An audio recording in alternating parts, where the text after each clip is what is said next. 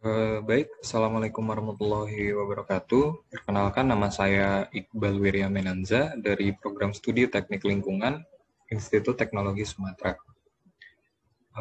Di sini saya akan sharing terkait materi yang pernah saya pelajari sewaktu di SMA eh, di mata pelajaran kimia, itu khususnya kimia. Oke, saya akan share screen.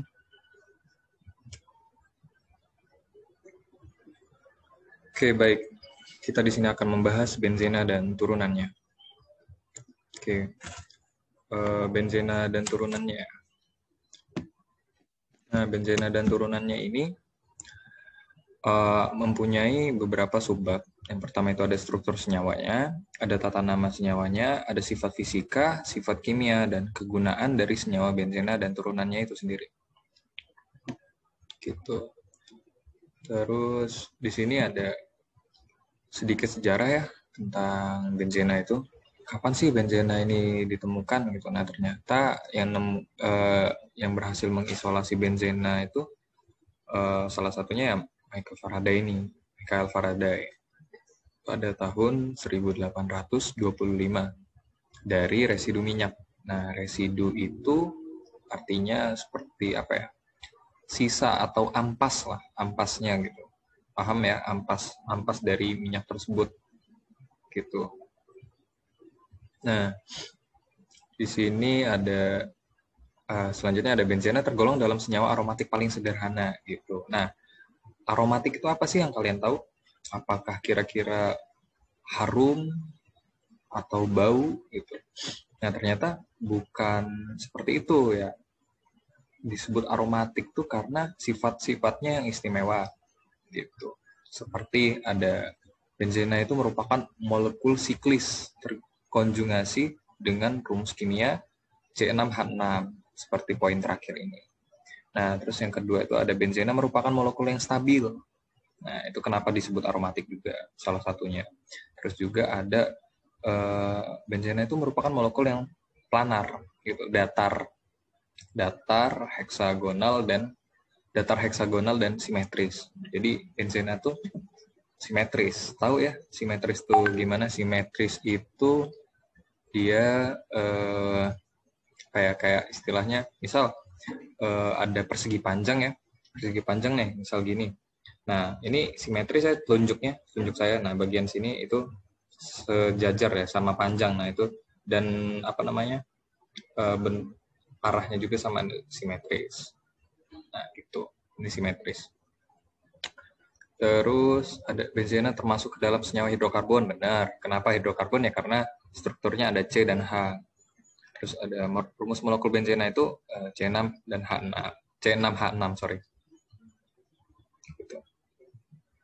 Nah, di sini ada ini ya, for your information aja, itu ada jarak ikatan tunggal dalam benzena. Itu mana kursor? Nah, ini. Jarak ikatan tunggal itu yang ini tunggal ya. Nah, ini ikatan rangkap namanya, yang dua ini. Nah, yang tunggal itu 0,147 nanometer. Nah, yang rangkap itu 0,133 nanometer. Nah, tadi kita sebutkan salah satu alasan kenapa disebut aromatik itu karena siklis. Nah, siklis tuh dia berputar, siklis gitu, berputar. Nah, jadi ketika menggambar rumus molekul dari benzenanya itu sendiri, itu bisa dibuat melingkar seperti ini. Karena apa? Karena di sini ini ikatan rangkap itu bisa berpindah-pindah, bukan bisa, sifatnya ya berpindah-pindah. Ini di sini tiba-tiba dia pindahnya di sini, begitu juga seterusnya. Dia nggak bisa mepet ya. Kalau misalkan ini di sini ada, di sininya harus nggak ada gitu. Dia selang-seling gitu. Nah, karena dia perputarannya yang sangat cepat itulah, itu disebut siklis dan bisa digambarkan seperti ini, melingkar seperti itu. Nah, di sini ada, lanjut kita ke tata nama gitu, cara menamakan benzena. Nah, di sini ada benzena monosubstitusi. Itu rumusnya C6H5R. tahu lah R ya. R itu rumus metil, etil gitu, dan seterusnya. Nah, di sini contohnya adalah ini ya. Nah, R itu kita coba pakai CH2, CH3. Nah, CH2, CH3 itu apa sih? Etil. Benar banget. Etil benzena. Jadi penamaan di belakang itu harus ada benzenanya.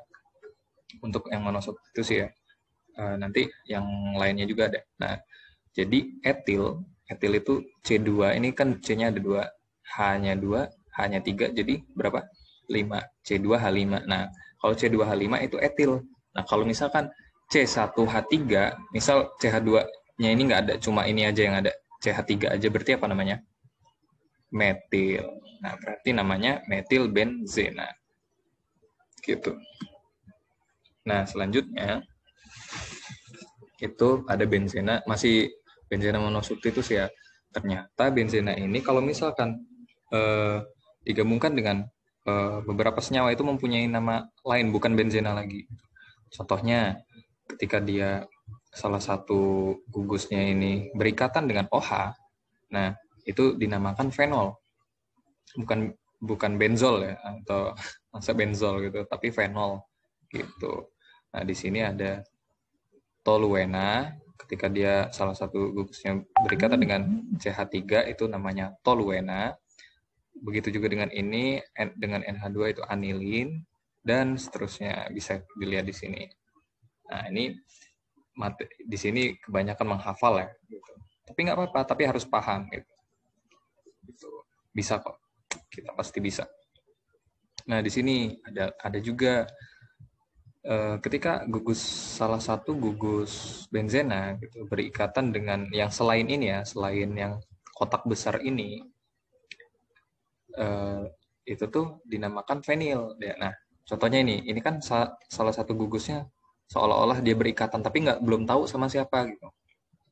Nah, dinamakan fenil gitu. Nah, fenil ini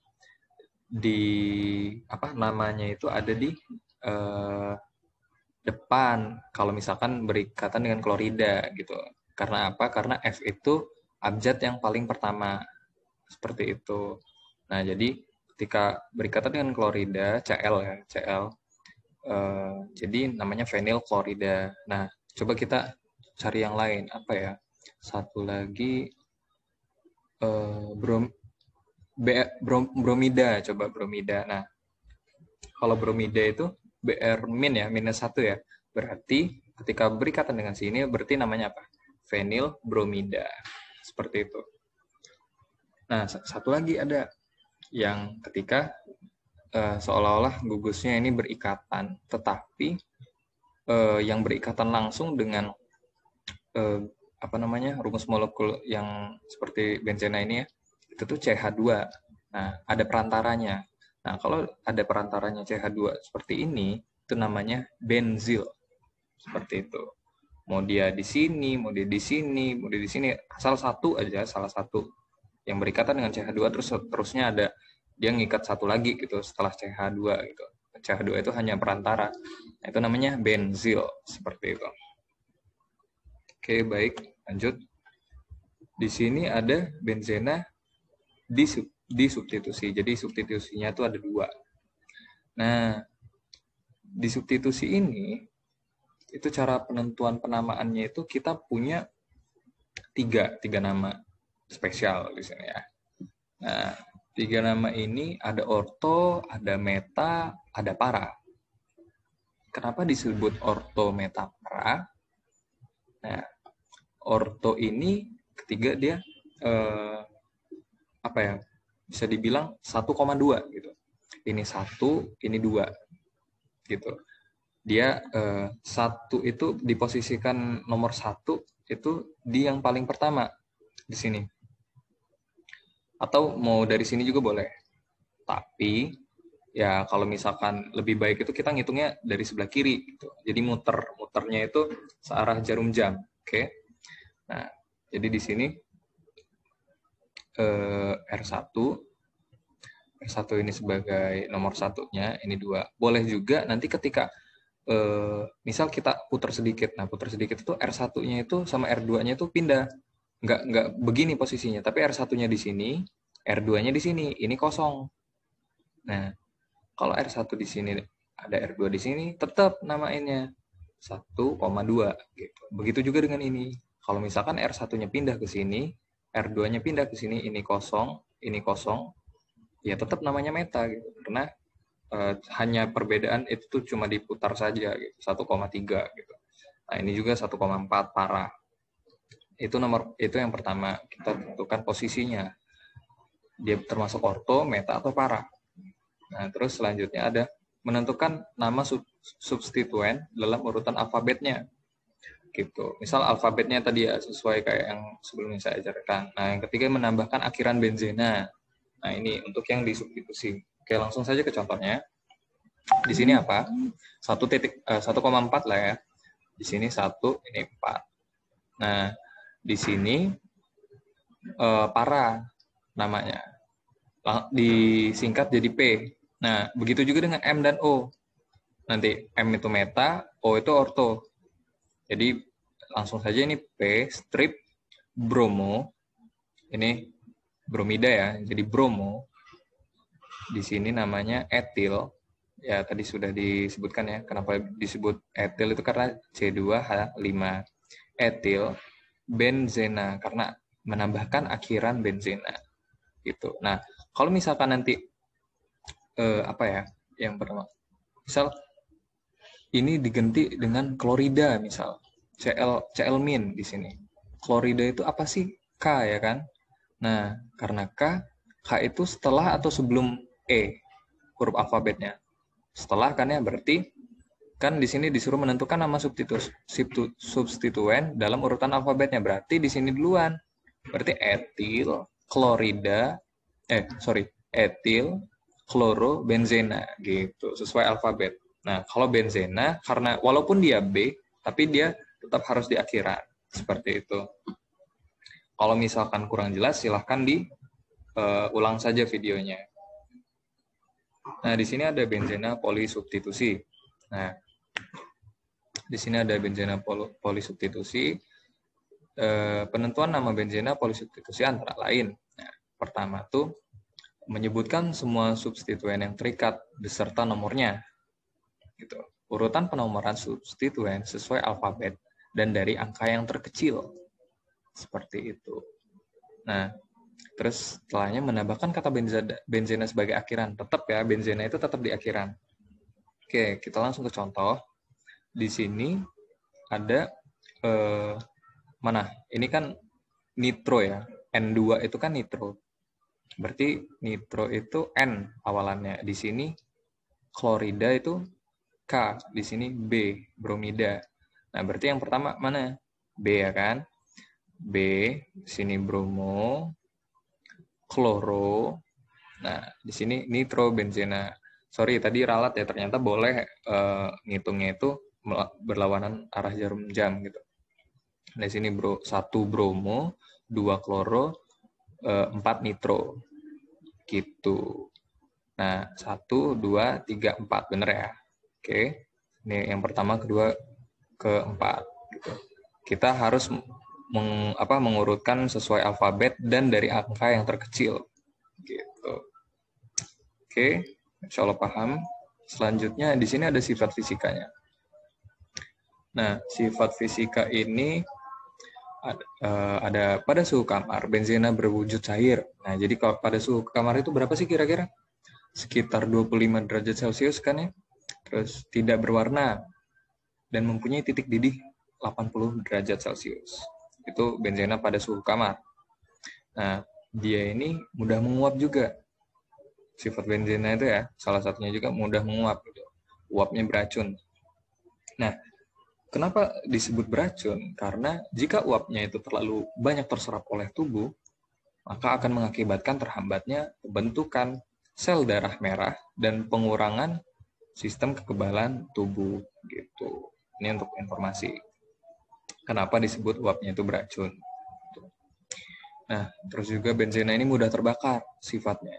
Nah, ini bisa dilihat sama teman-teman semua bahwa ini senyawa benzena itu, ini toluena ya, tahu tadi toluena yang berikatan dengan apa? CH3. Etilbenzena, anilen, benzaldehid. Titik lelehnya ada di sini, titik didih, dan kelarutannya seperti apa. Oke. Nah, ini sifat kimianya. Sifat kimia dari benzena dan turunannya.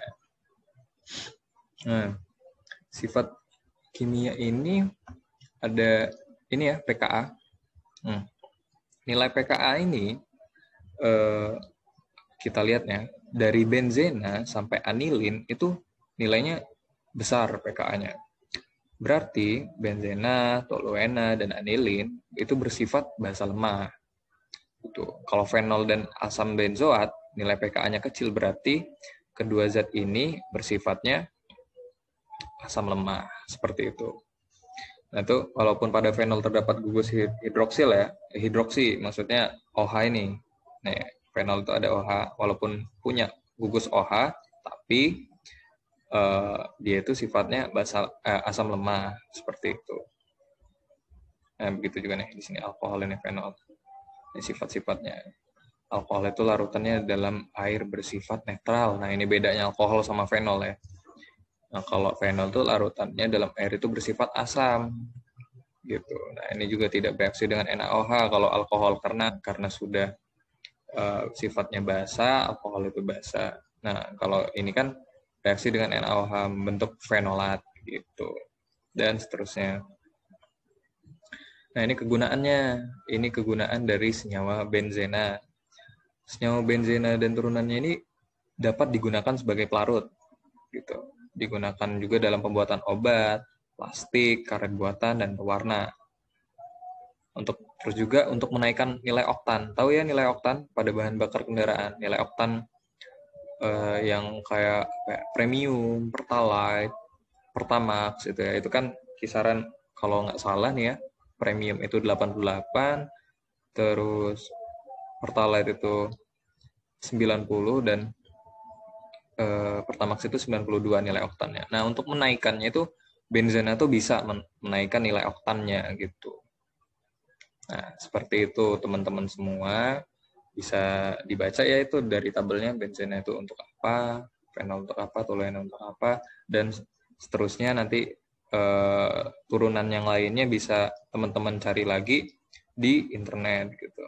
Karena inilah yang bisa saya sharing-sharing ke teman. Mohon maaf jika banyak kekurangannya. Terima kasih banyak teman-teman semua. Semoga ilmunya bermanfaat dan semoga amal kita diterima di sisi Allah Subhanahu wa taala. Terima kasih. Alhamdulillahirabbil alamin. Assalamualaikum warahmatullahi wabarakatuh. Thank you.